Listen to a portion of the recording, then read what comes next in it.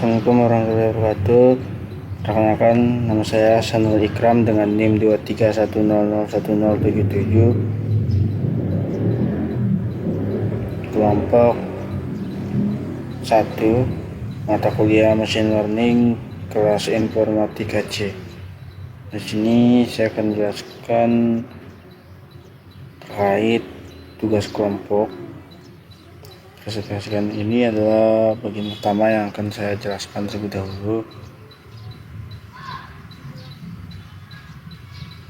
Sini ada untuk codingan pertama, kita mengimport OS terlebih dahulu. Ini untuk mengakses sistem file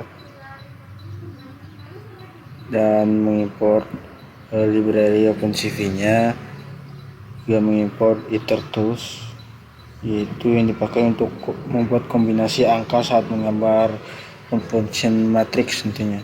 Dan ini ada import NumPy juga, yaitu library untuk operasi matematika pada array atau matrix.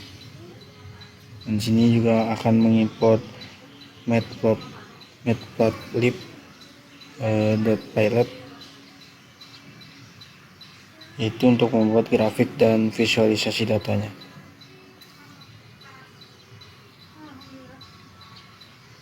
Dan ini adalah form scan preprocessing import label encoder, yaitu untuk mengubah label teks nama orang menjadi angka. Dan yang ini untuk membagi dataset menjadi data latih dan data uji. Ketiga ini untuk mencetak laporan akurasi, precision, dan recall mode. Yang keempat dan terakhir ini untuk membuat tabel confusion matrix yang menunjukkan prediksi benar atau salah. Nah, itu untuk codingan pertama tadi. Ini untuk yang selanjutnya, yaitu codingan kedua. Sini ada mengimport keras terlebih dahulu. Apa itu keras? Yaitu framework deep learning yang memudahkan pembuatan model neural network, yaitu import. Setelah diimport, nanti model import akan memanggil lagi sequential dan juga model. Ini nanti dipakai untuk membuat model layer by layer secara berurutan. Dan yang untuk ini adalah untuk memanggil layer dari framework keras, itu untuk menghubungkan setiap neutron ke semua neutron sebelumnya, jadi akan berkaitan. Dan sini adalah keras utils, yaitu untuk mengubah label angka, misalnya yang tadinya 0, 1, 2, 3, 4 menjadi format one hot encoding seperti 10000.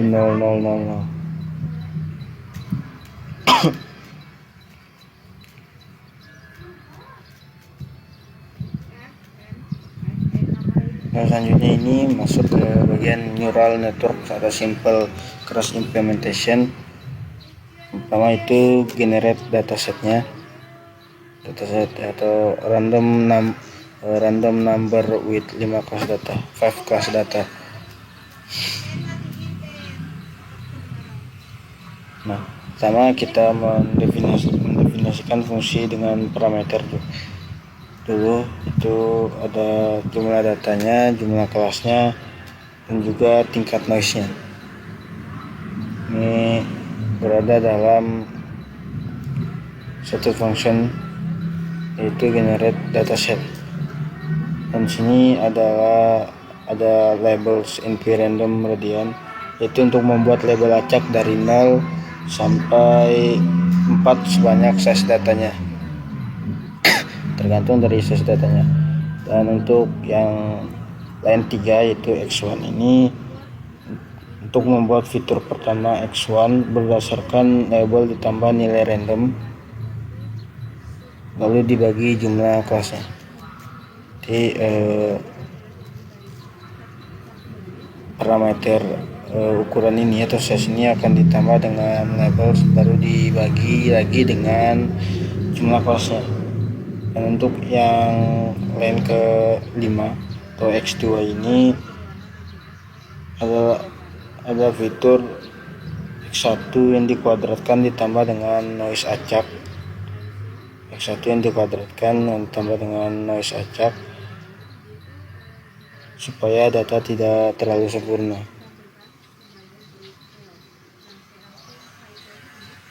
Nah, selanjutnya ada reshape. Untuk yang X1 nya ini untuk mengubah bentuk arraynya dari 1D menjadi 2D agar bisa tergabung. Ini X2 nya adalah sama, X2 diubah menjadi kolom sama seperti yang pertama. Dan ini labelnya juga diubah menjadi bentuk kolom agar bisa menggambar sebuah matriksnya.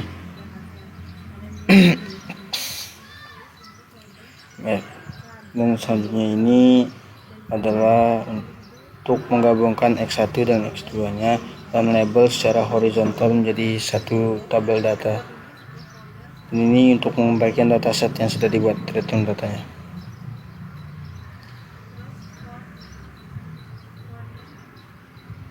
Nah, selanjutnya ini adalah untuk memanggil fungsi untuk membuat 500 data sampel, yaitu dataset generate dataset dengan jumlah 500. Dan ini datasetnya untuk menampilkan isi array dari datasetnya di layar. Yang selanjutnya ini ada PLT scatter dataset 0, dataset 1, yaitu untuk membuat scatter plot, yaitu sumbu X adalah kolom pertama dan sumbu Y adalah kolom keduanya. Warna titik berdasarkan label kelasnya, dan warna menggunakan palet rainbow sini. Ini untuk mendapatkan garis grid pada grafik, dan ini untuk menampilkan grafiknya.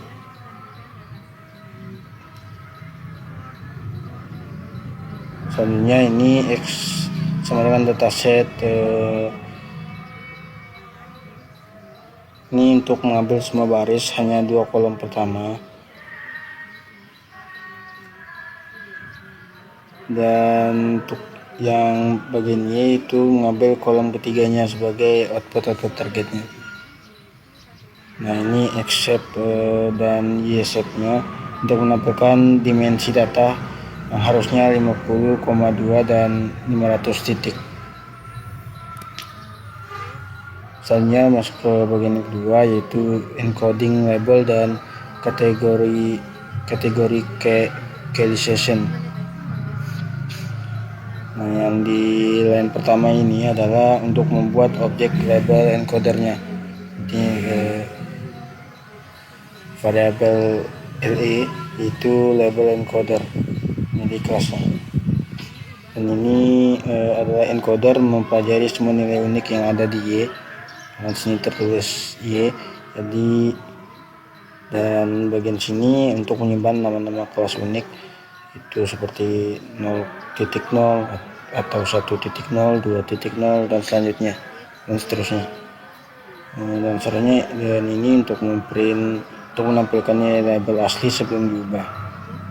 Dan melanjutkan dari teman saya tadi. Nah, di sini kita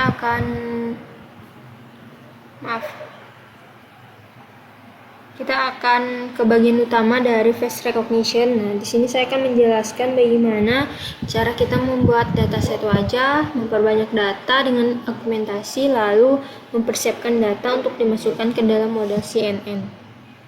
Nah, di sini ada fungsi from keras.layer. Nah, .layer import conv2d. Ini tuh untuk mengekstrak fitur dari gambar menggunakan filter atau kernel yang dapat dipelajari. Nah, kemudian ada fungsi max pool 2D. Ini tuh layer maksimal pooling, yaitu untuk mengurangi dimensi gambar sambil mempertahankan fitur paling penting atau nilai maksimumnya. Kemudian di sini ada flatten. Nah, flatten ini merupakan layar yang meratakan tensor 3D menjadi vektor 1D atau satu dimensi agar bisa dimasukkan ke dalam dense layer.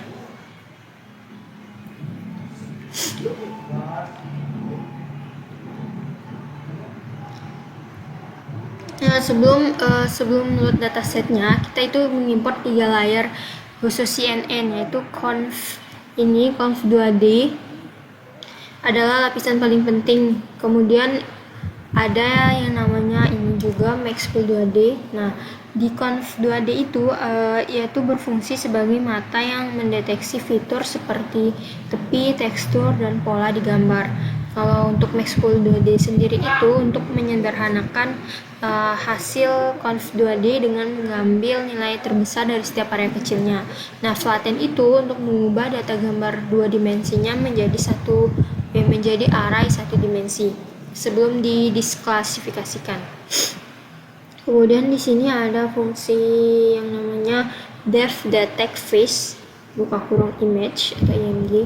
Nah, fungsinya itu untuk memotong dan memproses area wajah dari gambar. Nah, kemudian input gambar BGR atau format OpenCV dengan ukuran aslinya itu 250 kali 250.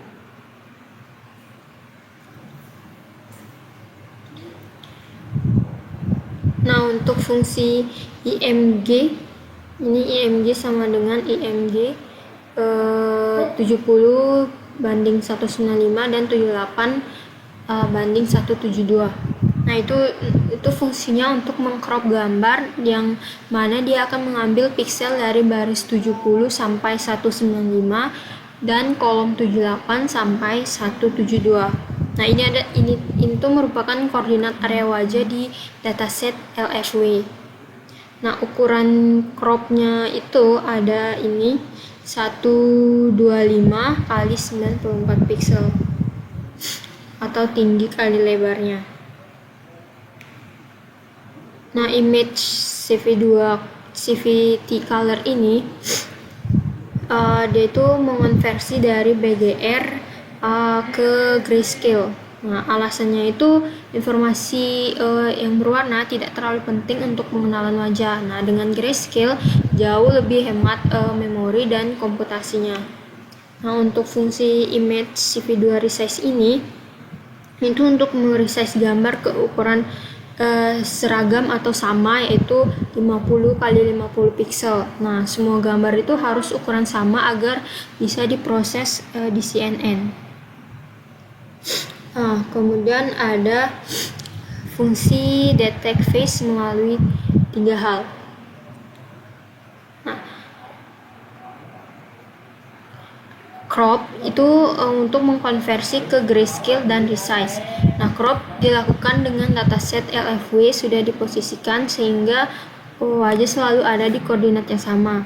Kita mengonversi grayscale karena warna rambut atau kulit bukan fitur diskriminatif yang pentingnya itu bentuk wajahnya. Terus kemudian ada resize ke 50 kali 50 itu agar semua gambarnya itu punya ukuran yang sama agar bisa diproses oleh CNN.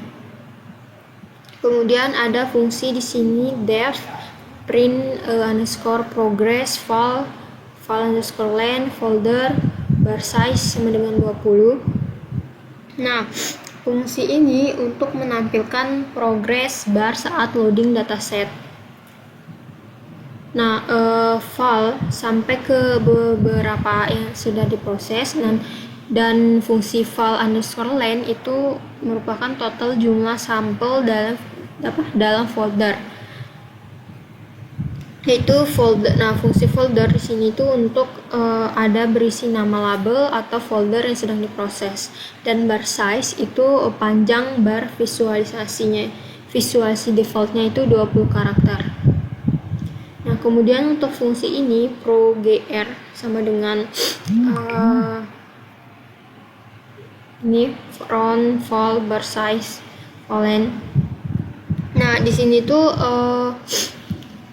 fungsinya untuk membuat string bar underscore ya kalau pagar underscore. Nah, underscore untuk yang sudah selesai, dan underscore tanda petik 2 di belakangnya itu untuk yang belum. Nah, di sini ada fungsi if false sama dengan 0, print titik 2 n. Nah, ini tuh untuk kursornya kembali ke awal baris, overwrite tidak turun ke barisnya. Kemudian efeknya itu progress bar terlihat bergerak di baris yang sama. Nah, fungsi print progress hanya untuk estetikanya, dan untuk menampilkan progress bar saat kita loading ratusan gambar agar kita tahu proses loadingnya itu sedang berjalan dan sudah sampai mana. Kemudian di sini ada fungsi dataset underscore folder sama dengan dataset. Ini tuh ada fungsi names ini tuh list untuk menyimpan label nama orang, dan image ini untuk menyimpan gambar dalam bentuk array NumPy. Nah, untuk fungsi for folder ini tuh daftar semua folder di dalam dataset. Nah, setiap foldernya itu untuk satu orang. Nah, kemudian ada fungsi ini files sama dengan OS list dir ini itu untuk mengambil maksimal 150 file dari setiap folder. Ini dengan fungsi 150 untuk mengambil 150 file dari setiap folder. Nah, untuk fungsi ospad.join itu untuk menggabungkan pad dataset atau Colin Powell. Nah, untuk fungsi if len files kurang dari 50 itu melewati folder yang punya kurang dari 50 gambar. Alasannya itu terlalu sedikit sampel untuk belajar, maka semakin baik. Nah, untuk fungsi for i name enumerate. Nah, ini tuh hanya proses file berekstensi .jpg. Namefile find.jpg itu true jika nama file mengandung .jpg. Nah, CV2Embedded ini untuk membaca gambar sebagai array NumPy BGR. Kemudian ada image detect face. Ini tuh untuk panggil fungsi crop tadi plus grayscale dan resize-nya. Kemudian ada fungsi if img is not known, itu menambahkan gambar ke list image. Kemudian ada fungsi names append itu untuk tambahkan nama folder atau nama orang ke list names. Kemudian ada fungsi print progress ini untuk menampilkan progressnya.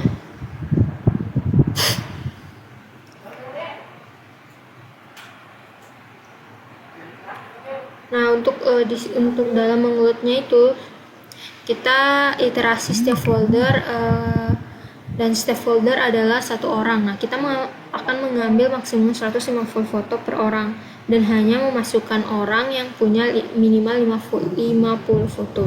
Nah, setiap gambar diproses dengan detect face lalu disimpan ke list image beserta labelnya di list names. Nah, total yang berhasil dimuat sekitar 1,145 gambar dari 13 toko. Kemudian di sini ada image augmentation. Nah, di sini ada fungsi def img underscore augmentation. Nah, fungsi ini tuh untuk membuat variasi dari satu gambar. Nah, input satu gambar grayscale 50x50 dan outputnya itu list berisi 50 gambar hasil augmentation. Terus fungsi seperti biasanya HW ini itu untuk mengambil tinggi dan lebar gambar.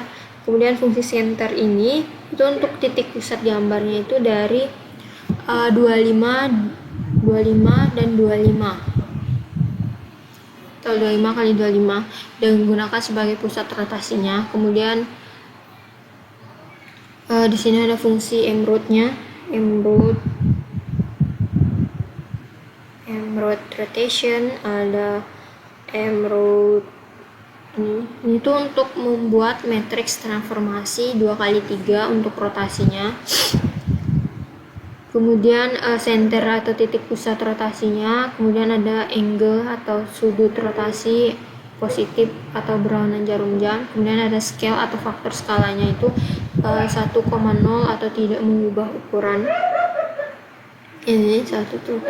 Kemudian ada matriks transformasi translasi atau geser horizontal, itu mtrans. Ini fungsi mtrans. Nah, fungsi ini itu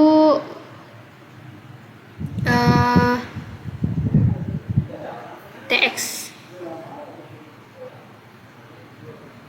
itu untuk beberapa piksel. Untuk fungsi TX ini itu untuk beberapa piksel bergeser ke kanan atau negatif, ke kanan itu negatif sama dengan kiri. Nah, TY itu berapa piksel bergeser ke bawah atau negatif sama dengan atasnya. Contohnya itu m.trans.3.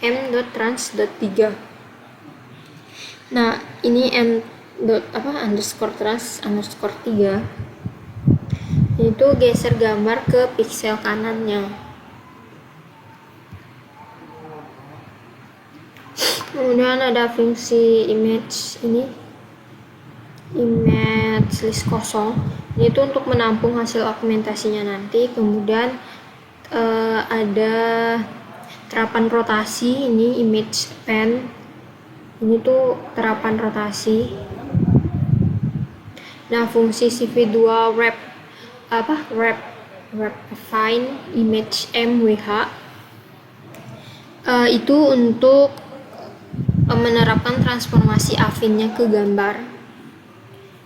Kemudian ada fungsi selanjutnya, kita masuk ke balancing data. Setelah kita melakukan augmentasi, sekarang kita perlu memastikan bahwa distribusi data antar kelas itu seimbang. Hal ini penting karena bayangkan saja kalau misalnya kita itu punya 10 kelas wajah, tapi satu orang itu punya 500 foto dan orang lain hanya punya 100 foto. Model kita tentunya akan lebih hafal wajah yang banyak fotonya dan kurang mengenal yang sedikit. Ini disebut class imbalance dan bisa merusak performa model secara keseluruhan. Nah, di sini ini gunanya itu membuat download chart untuk melihat apakah distribusi data sudah merata. Kalau satu irisan jauh lebih besar dari yang lain, artinya data kita belum seimbang. Nah, yang di bagian sini itu solusinya adalah ketika proses balancing dengan random sampling, kita menggunakan undersample. Kita batasi setiap kelas agar hanya memiliki n sama dengan 1000 sampel. Ini. Nah, fungsi ren yang ini, ren dalam kurung ini itu bekerja dengan cara mencari semua indeks yang labelnya sama dengan kelas 1, mengambil secara acak sebanyak n indeks dari sana tanpa perulangan, replace sama dengan false. Hasilnya semua kelas akan punya jumlah data yang sama persis, 1000 sampel per kelas. Nah, kalau yang bagian ini itu fungsinya itu kita menggunakan mesh, daftar indeks yang terpilih untuk mengambil subset dari names dan image. Sementara yang ini fungsinya untuk download chart tadi, kita menunjukkan irisan yang sama besar atau data yang seimbang. Kita masuk ke encoding label dan categorization. Nah, komputer tidak memahami nama George Webash atau Arnold Schwarzenegger. Kita perlu mengubah label teks itu menjadi angka. Lalu format yang bisa dipahami oleh neural network. Prosesnya ada dua tahap. Ada label encoding yang ubah nama jadi angka integer 0, 1, 2, 3. Ada juga one hot encoding, ubah integer itu jadi vektor biner. Nah, yang ini itu fungsinya kenapa perlu one hot? Karena jika kita biarkan sebagai angka 0, 1, dan 2, model bisa menyimpulkan bahwa kelas 2 lebih besar dari kelas 0, padahal itu tidak ada artinya untuk nama orang. Nah, sebelum kita melatih model, Nah, sebelum kita melatih model, kita masuk ke split dataset. Kita perlu memisahkan data menjadi dua bagian, yaitu training set dan juga test set. Training set adalah data yang digunakan untuk melatih model, sedangkan test set adalah data yang disimpan untuk menguji performa model di akhir. Sebagai catatan penting, test set tidak boleh dilihat oleh model selama training. Tujuannya agar kita bisa mengukur seberapa baik model mengenali data yang belum pernah kita lihat sebelumnya.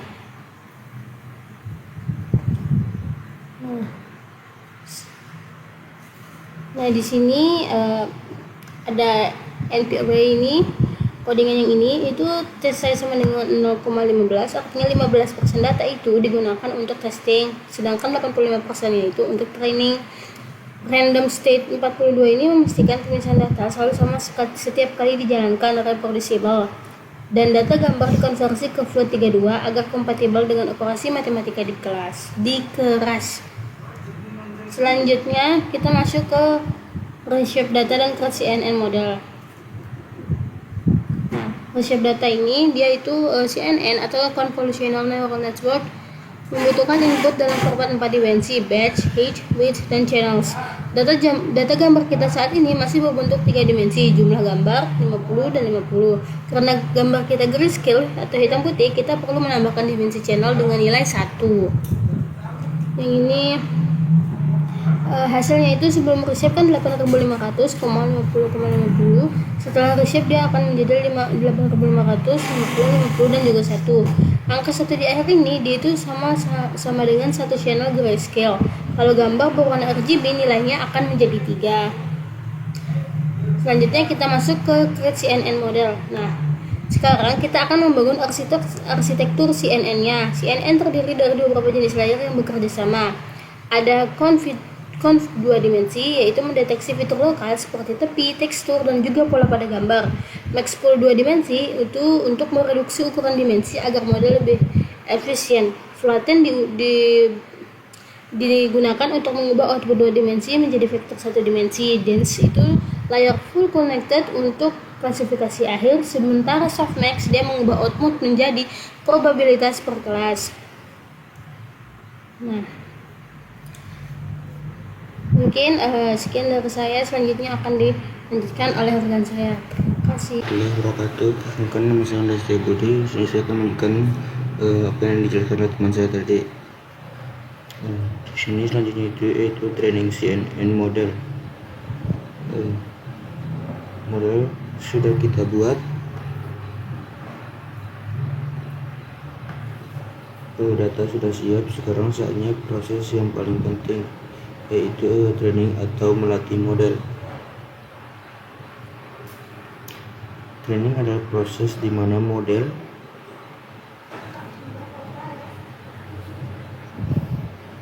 belajar dari data. Secara sederhana, model akan melihat gambar, menebak siapa orangnya, lalu membandingkan tebakannya dengan label yang benar. Dari selisih itu, model memperbaiki dirinya sendiri berulang-ulang hingga tebakan semakin akurat.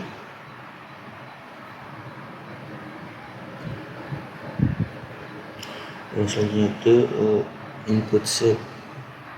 Nah, saya lihat diambil dari shape atau gambar training 50-51,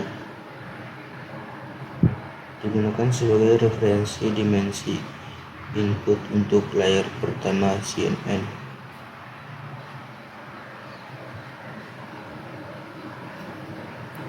Terusnya itu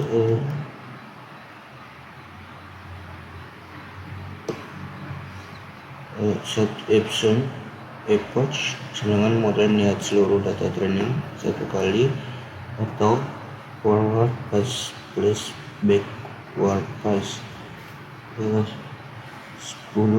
approach berarti model akan membaca seluruh dataset sebanyak 10 kali. Semakin banyak approach, model semakin belajar, tapi terlalu banyak bisa menyebabkan overfitting.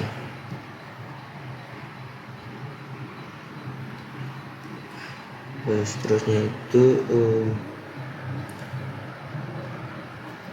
batch size. Alih-alih memproses semua data sekaligus, data dibagi menjadi potongan kecil sebesar 32 gambar. Setiap batch diproses, lalu bobot model diperbarui. Keuntungan batch size kecil, hemat memori, update bobot lebih sering. Risiko batch size terlalu kecil, gradient update menjadi fluktuatif dan tidak stabil. Risiko batch size terlalu besar, proses training berat dan model kurang mampu generalisasi. Seterusnya itu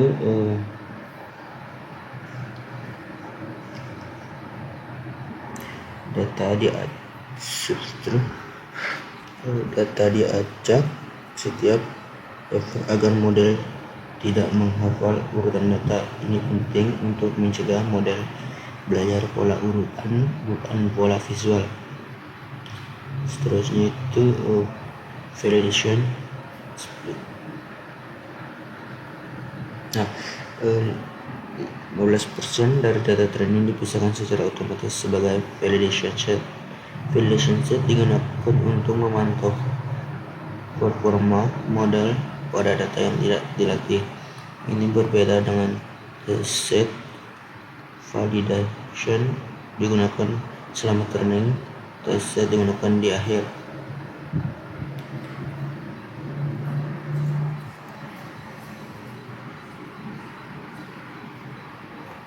Setelah itu setelah training selesai, kita perlu melihat bagaimana perjalanan pelajaran model, apakah akurasi terus naik, apakah loss terus turun, dan anomali atau tidak.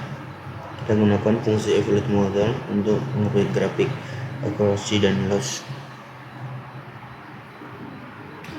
Seterusnya itu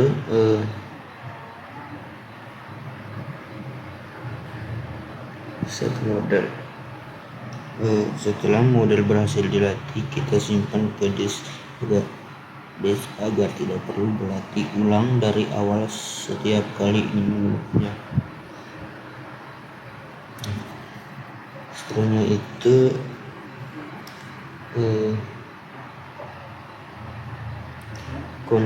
conversion,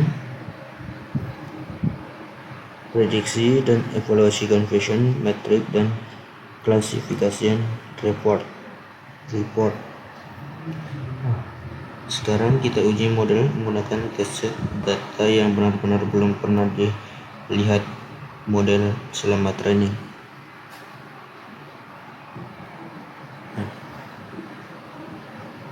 Yang ini berisi array probabilitas untuk setiap kelas. Contoh output satu sampel yaitu 0,01, 0,09,95, 0,02, 0,01. Kelas ke-1 paling tinggi prediksi model.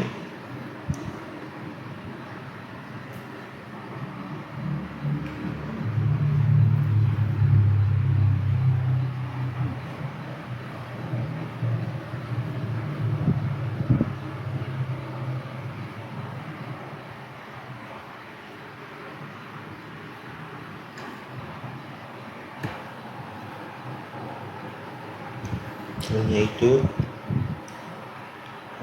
apply or paste dataset atau optional tambahan kelas baru. Bagian ini adalah tentang menarik. Kita bisa menambahkan wajah kita sendiri ke dalam dataset lalu melatih ulang model agar bisa mengenali kita.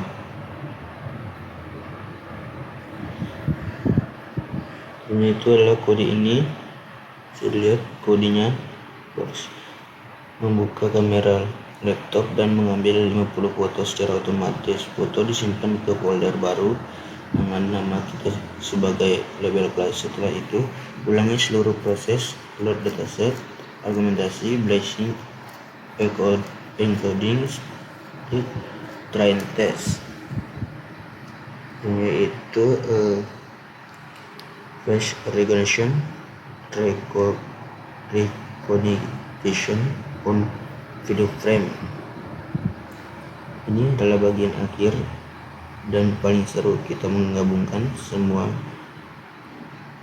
yang telah dibangun menjadi sebuah sistem real-time face recognition.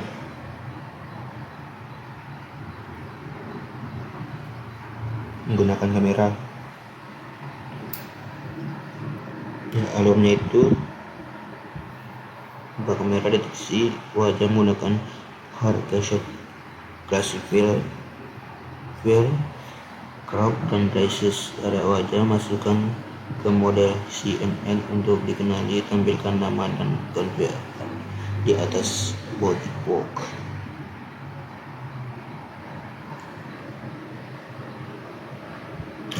Instrumen itu adalah Cascade adalah detektor wajah berbasis hardcase, cepat dan ringan. Selanjutnya itu load model, membuat kembali CNN yang sudah kita latih tadi.